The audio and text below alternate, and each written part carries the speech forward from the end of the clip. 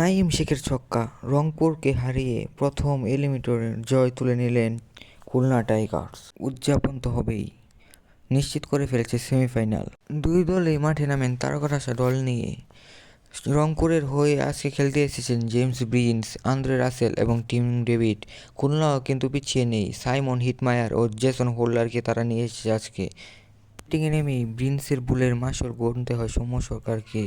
বিভ্রান্তিকর এক run out হয়ে ফিরে 0 রানে মাঠ থেকে ফেরেন সৌম্য সরকার। তাতে রংপুরের জন্য তখনই বয়ে আনেন নাসুমকে উড়ন্ত ক্যাচ দিয়ে ব্রিন্স ফিরেন 7 বলে 1 রান করে। রংপুরের টাকাটা উসুল করতে পারলেন না তিনি।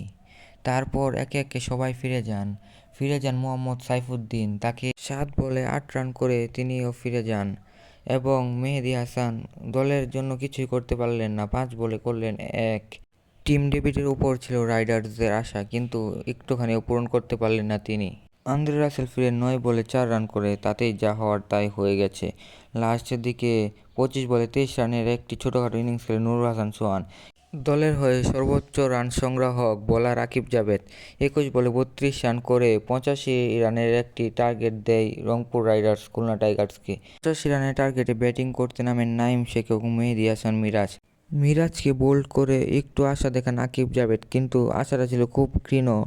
নাঈম শেখ এবং অ্যালেক্স রোচের 79 রানের পার্টনারশিপে তাতে কোনো কাজই হয়নি। নাঈম শেখের 32 বলে 48 এবং অ্যালেক্স রোচের 27 বলে 25 রানের ইনিংসকে বর করে সেমিফাইনালে উঠল খুলনা টাইগার্স।